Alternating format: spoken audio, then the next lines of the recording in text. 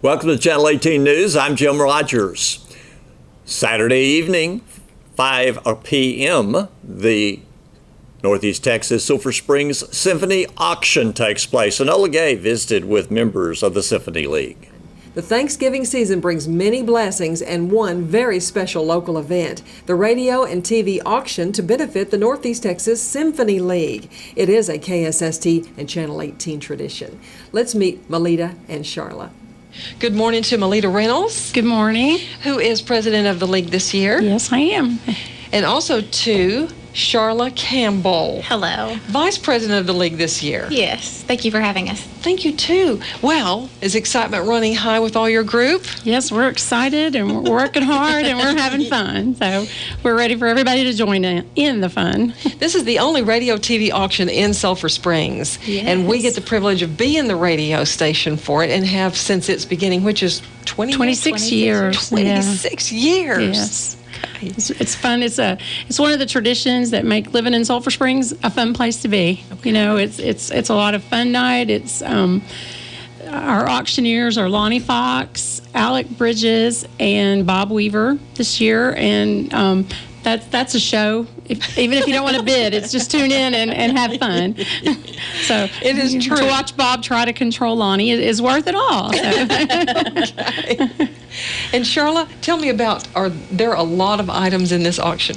There are several, and we're receiving more every day. We have at least 75 items in right now. Mm-hmm. We're trying to post them occasionally on our Facebook page so that you can get a sneak peek at some of the items. And we have several big board items even, which are larger items like you can bid on. A trip? Yes. Ooh. Yes, we have a trip. We have a stay at the Melrose Hotel in Dallas. Kayla Mitchell has again donated 2 nights, I believe, at her cabin at Beaver's Bend. And this year she has a new cabin. So if you've auctioned, if you've bought it before, come buy it again. It'll be a new experience. And we have also on the big board we have. Alliance Bank has donated a TV again, which is always a big hit for us. Okay.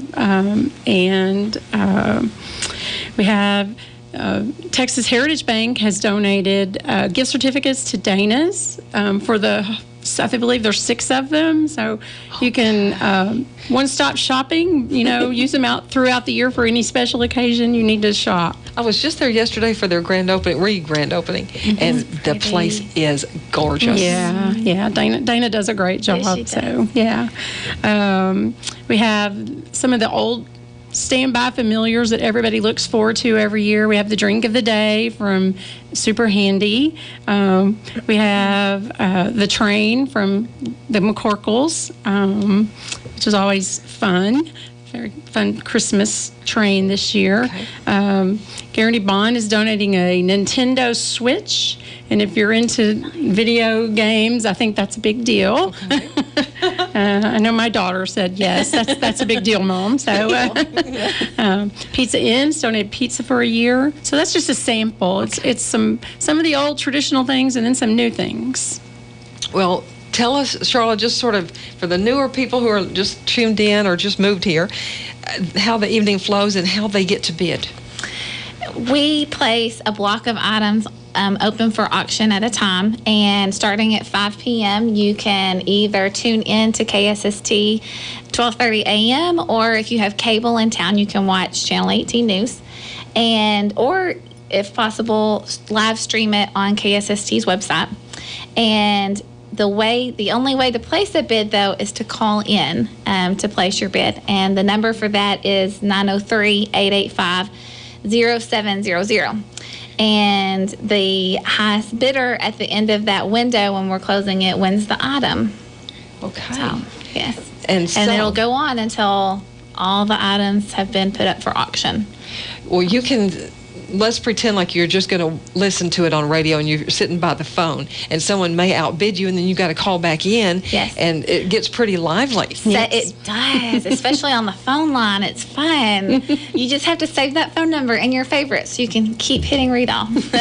And it is 903-885-0700. 0700. That's going to be easy to remember. Yes. When we get close to the end of an item, if you're in the running and you're bidding, you'll just stay online with your phone connection, and if you want to do it that way, right at the very end when it's going back and forth. And for those of you who live within Sulphur Springs and Como areas and see Channel 18, now this is why we do it in our TV studio. Everything can be laid out there in kind of batches on tables, and then the camera shows this grouping as it's described, and then later the camera will show another grouping. So you're seeing it and hearing it too. Right. And so that's our cable channel. And if you don't have cable, you'll have to listen to it on radio. That's right. And we do the auction is running that way, and the regular items are being done a block at a time. But all through the night, we have these bigger items, what we call our big board items, and those will run not all at once, but we usually have 1 or 2 or 3, probably 4 or 5 big board items going at a time, and they kind of go through the night. And the auctioneers do a good job of keeping you informed of what's available, what the latest bid is, that kind of thing. Well, it is your once a year really, really fun time where all the board members and everybody involved here pitch in. Yes. But it is for a very good cause, and it is a fundraiser. It's not Yes. only fun, but it's fundraiser. Yes. So, Charlotte, what does the money go to? This is our biggest fundraiser each year, and the Symphony League not only does the Independence Day concert, but that's our big thing, but we also host a concert for 3rd, 4th, and 5th graders in Sulphur Springs by the Northeast Texas Symphony, and we bring the Dallas Opera in for fine art students at the middle school, and we give away a scholarship to support the youth orchestra at our high school. There's a lot that you're doing for local music and culture and the arts here. We want to enrich the children's lives here with the arts, try to expand the education they'll receive in fine arts. So, Sulphur Springs ISD 3rd, 4th, and 5th graders children's concert will be next year. Right, in February of next year, yes. And we also include the homeschool. We try to, as many as the auditorium will hold, we fill the auditorium. And these kids get to see a professional orchestra that many of them will never be exposed to. Many of the adults in Sulphur Springs are never exposed to this quality of music unless they come to the square on Independence Day concert. Which these are professional musicians. Yes. They have to be hired and booked in for those dates, and so Right. they have to be paid. Right, exactly. Hence the need for the fundraiser. Exactly. And then you Exactly. do another, the one in April for the middle schoolers, which is bringing opera Yes. to Sulphur Springs. Yeah. And I love seeing the students, it's very amazing to see how absorbed they get in the symphony and the opera. My first year, I was amazed because they just get absorbed into it and they were paying attention.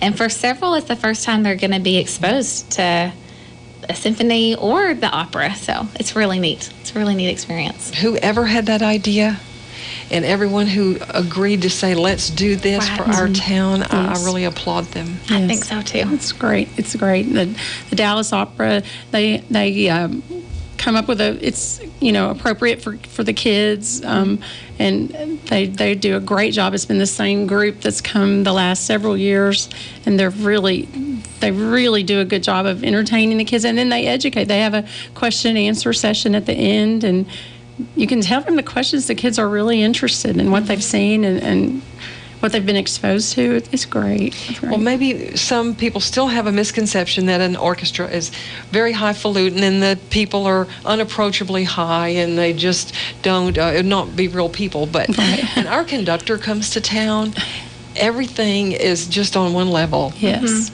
He's so nice. He's great. He's great at the Independence Day concert. He knows his audience. That the songs they play are just inspiring and beautiful.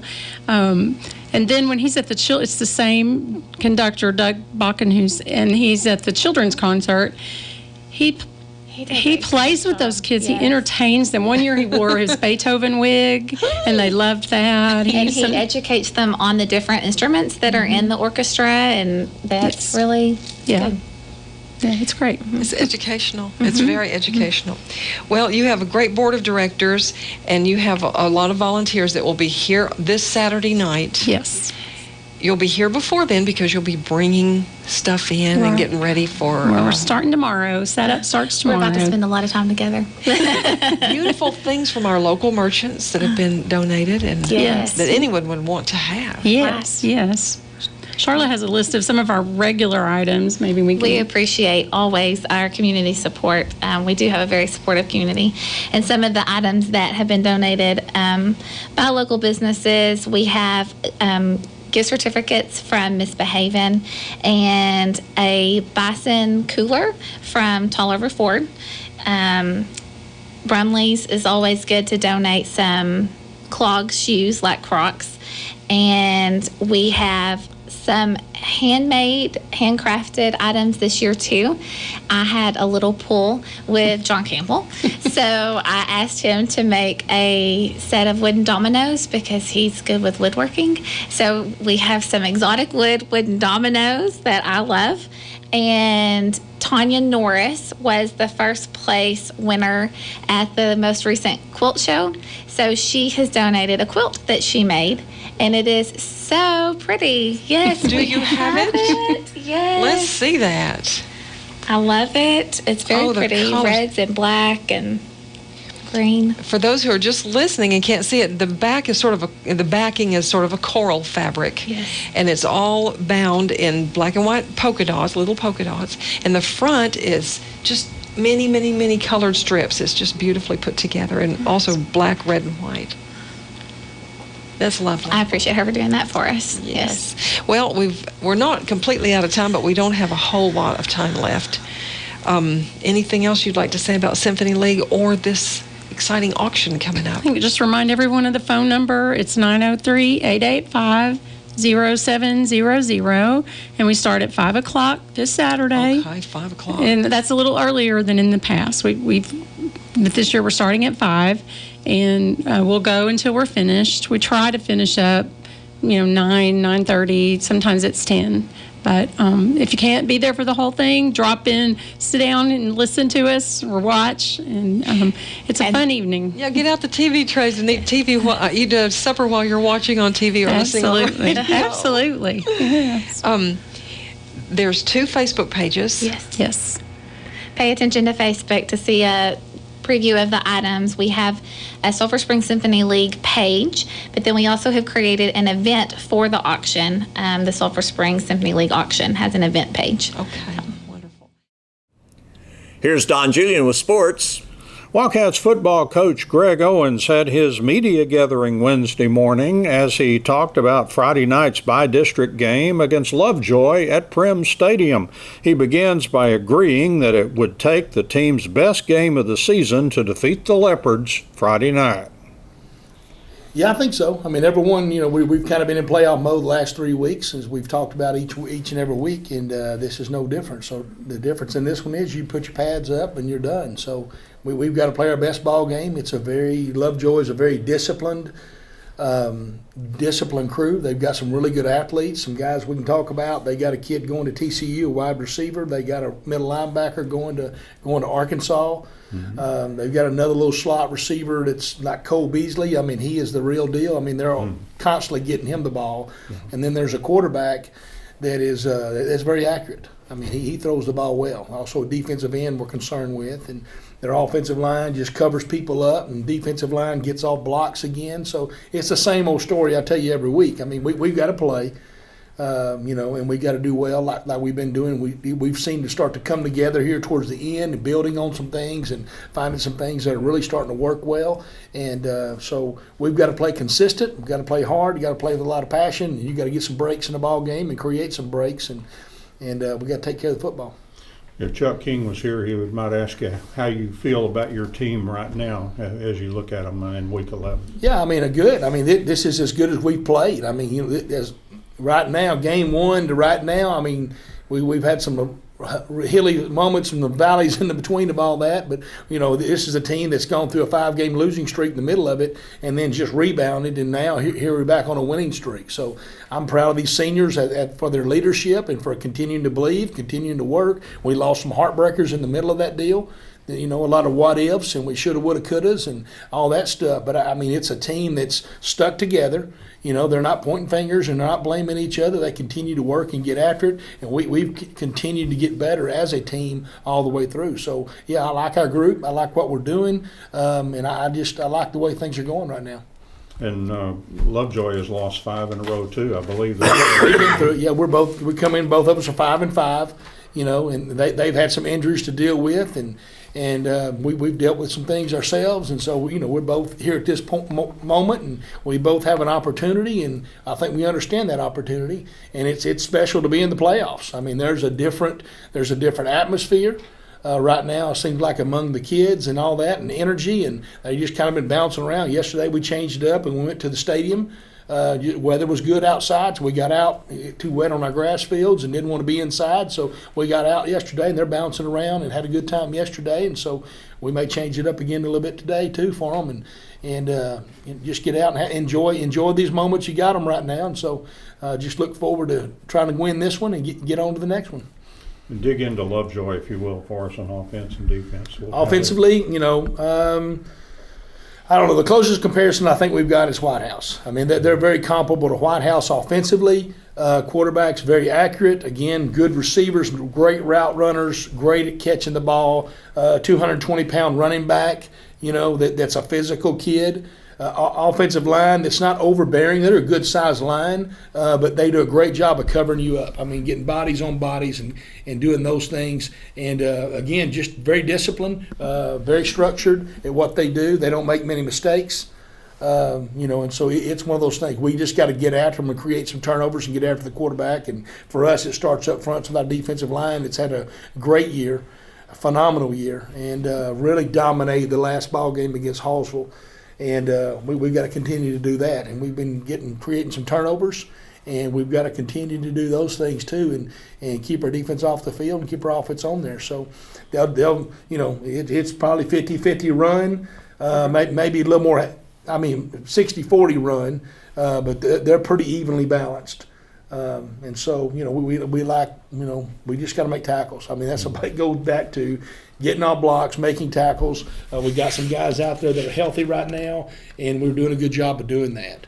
And so we've got to continue to make those things. And we had as many tackles for losses I think we ever had since I've been here this last ball game. So some good things up there led by DeAndre Dugan with those guys and Calvin Eckert, and they're just playing phenomenal right now. What about D for them?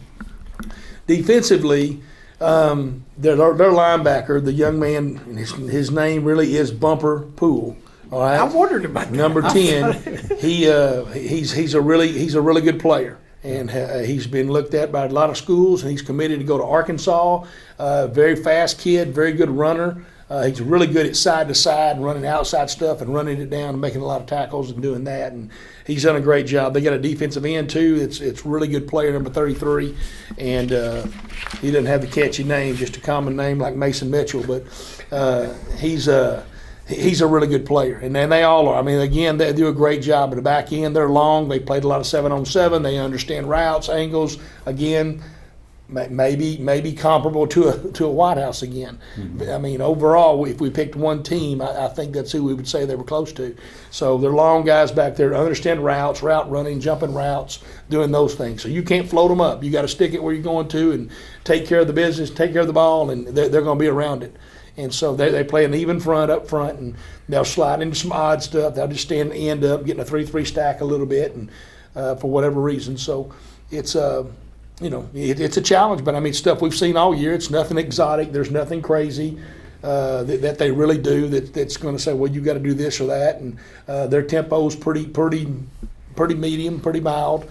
They're not trying to do too many plays on you, get you worn out. So it's it's a pretty even matchup in my mind. It's just whoever makes a few mistakes probably wins this thing and moves on for another week. Their coach was a protege of Todd Dodge. I think he was a coordinator at North Texas and maybe South Lake Carroll.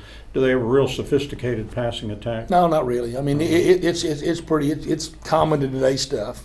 I can tell you a bunch of routes here and shallows and digs and crossing routes and those things. But I mean, is it a spread or? They're spread. They're a little bit of everything, just like everybody. It's pretty modern. So I mean, it's just most of the time they're going to be in a spread. They've got two back sets and all that stuff too. So just common stuff you're seeing with everybody doing it. They like pool in the Wildcat package. They got a Wildcat package with pool. So I mean, again, nothing we hadn't seen. They do an exotic thing after they score on 2-point conversion stuff. They get in a little satellite package with him back there, and sometimes they snap it. Sometimes they bring their kicker on. So I mean, it's just basic stuff. I mean, it's nothing revolutionary. Anything really stand out when you watch them on film? Just any particular part of their game? Not really. I mean, the discipline and consistency. I mean, that's just what they've done. They know what they're doing, and they play hard. And a very good team over there. They beat North Forney. That's a very good football team, and that's putting a lot of numbers up on people. So they played those guys well, and they played everybody. They've been in ball games really with everybody. I think Highland Park kind of blew them out. But they were going through that little streak there too, and I think the quarterback was injured for a few of those ball games, and so The Wildcats basketball team outscored Rockwall Heath 7-2 in overtime to take a 70-65 win at Rockwall Heath Tuesday night. The Wildcats trailed by double digits just minutes to go in regulation before staging a big comeback using a ferocious press. During the last minute, the Wildcats trailed by 2. Diedrich Godbolt got a huge steal but missed a driving layup. Victor E. Walker grabbed the rebound, and his thundering dunk tied the score with about 28 seconds left. A late Hawks shot did not fall, sending the game into overtime.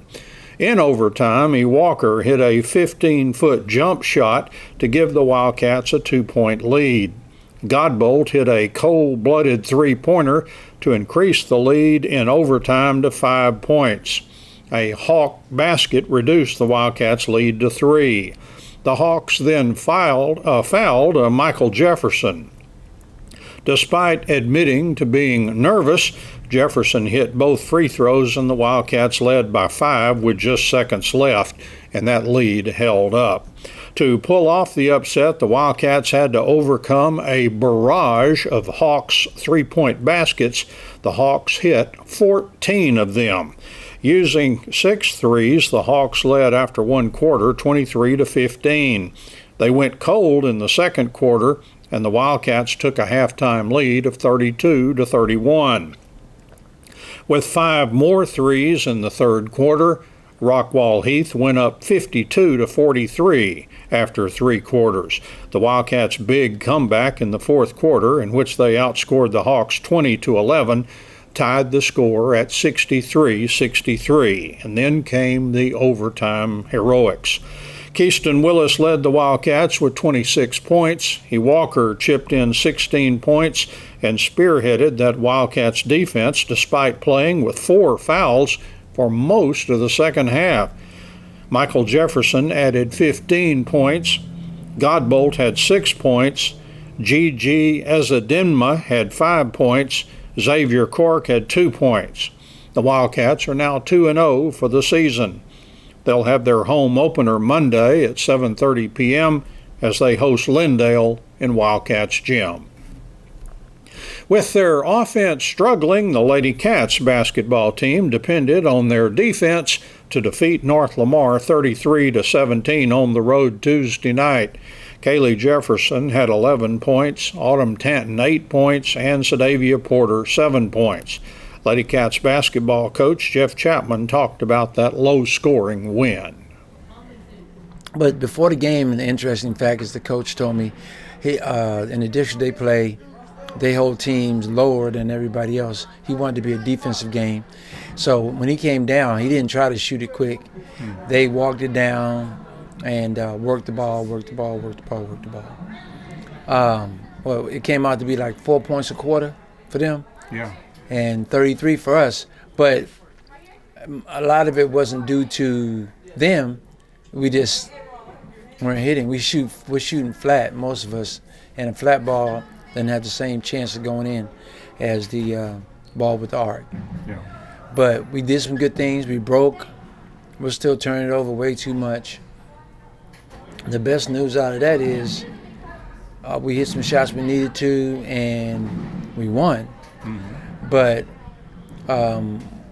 we have to get better at some things at practice. And it's early, but we are operating on where we were last year. It's so easy to look at where we were. We don't remember the first game of the year when we played Winsboro, and we were struggling. And the kids are trying to learn to play together with each other with this new group that we have, and it's going to take some time. Yeah.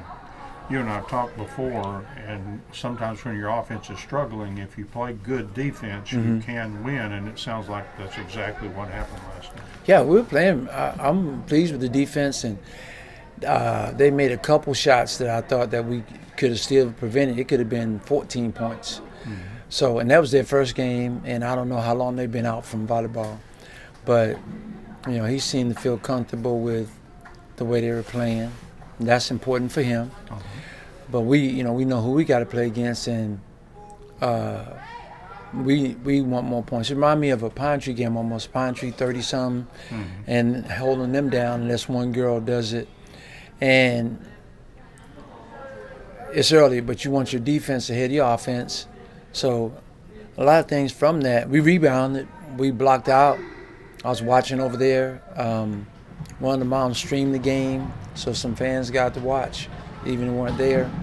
But I watched a little on the way home, and we were getting, blocking out, getting rebounds, playing good defense, moving to where we wanted to. We were trapping when we needed to. But we missed just right under the basket as well. So it's just not young, but I say early things.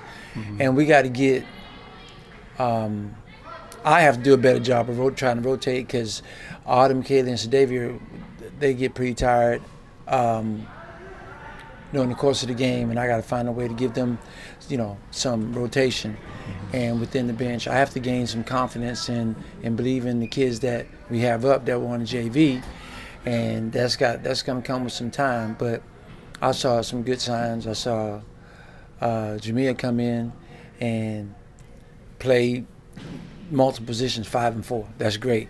Mm-hmm. That sets the table for better rotation. Trailer came in a little bit. I have developed confidence, and she does too. And then Layla King came in for some period of time.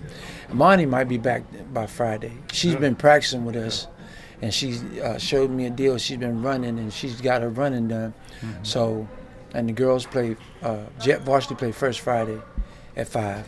Then JV plays after them. So hopefully we can accommodate the kids where they can go watch the game. She can still cheer too. Mm-hmm. And see if we can, Hugo be a better team. They're more seasoned. They've been practicing since the summer. Yeah. Yeah, I do. And none of those kids do anything with basketball. So, but that's the first challenge. Game for Hugo, or have they played? It might be, but they can have 7 scrimmages. Oklahoma's got it set up, don't they? They got it rigged, man. I'm telling you. They have 7 scrimmages, and then they start. Yeah, and then everybody takes, and then I can't say my friend, one of my players that she's my friend now, she's coaching, she's gonna have practice the day after Thanksgiving. Ain't no messing around. So Hugo be a good challenge. We have to shoot the ball better against them. We'll be at home, so hopefully we'll shoot the ball better. And I got it. Yeah, we shot twice on Monday. We shot 3 spots, and that's a minute each girl. Then we shot this deal called 6-minute shooting. But we got to get like 5 spot shooting. I just got to get some more shooting in. And we're just not in rhythm just yet, And all the girls want to be where the other girls in the past. And that's the problem. And it's a good problem when you try to build a program and you being successful, and then a group leaves, then it puts a strain on the next group because they don't want to drop off with them, and they want to do as well as the other guys, and that's a good thing. It's good motivation, but puts a lot of pressure on them. We're putting pressure on ourselves undue right now. I'm probably doing it too, and I recognize what's going on, and I want to keep it going too, but we have to relax and play and enjoy it. Some of the girls enjoy practice more, but when they get to the game, I can tell it's stressful. Trying to live up to expectations.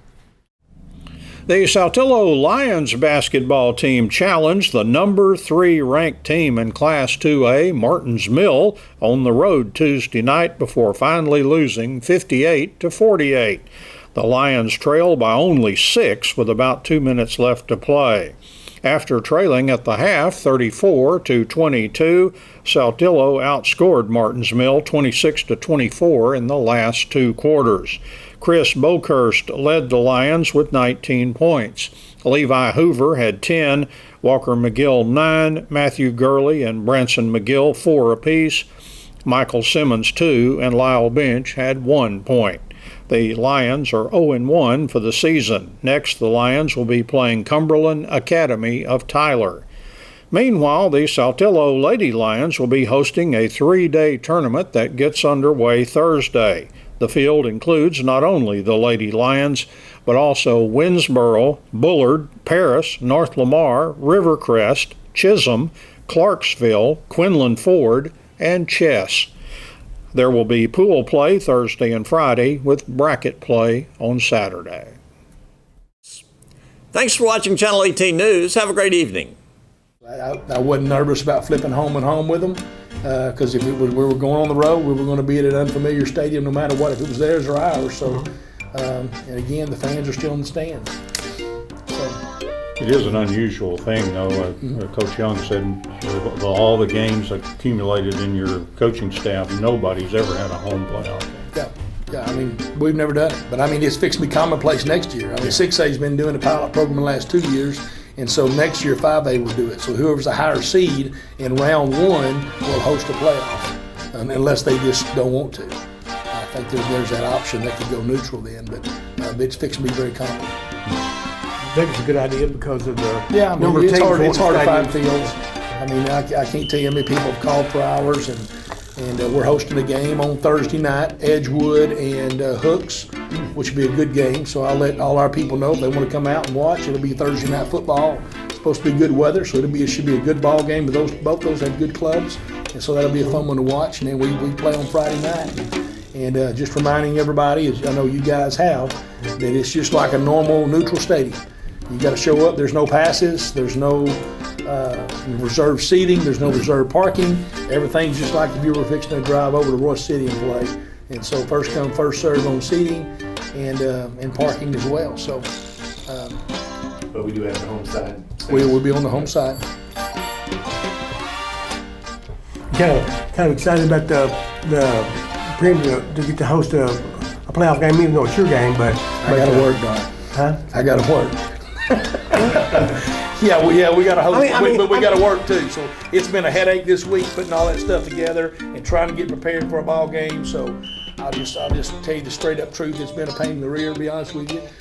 Calling all these other coaches, trying to get them to respond while we're trying to get ready for a game too. So and then people call them the next week. So it'll be neat once the game gets here. But it hadn't been fun putting all this together. But it's gonna be kind of, I don't know the word. Prideful or whatever the word is, that you get to have people come to your place now that it's fixed up in the Lux Stadium. I mean, with everything. Nice stadium, especially it meets most of the needs of most folks, and only thing holding people back maybe our reserve side, our visitor side. You see 2,000, so sometimes that's bigger schools. That's a problem. So they're not going to want to play here. But for 4As and 3As, most of those is very adequate for them. And I mean facility wise, it's as good as you're going to play anywhere, I think. And the bands get 2 extra nights of concession stand sales for their fundraisers. And there's the plug. Patrick plug right there. There it is. Get your nachos.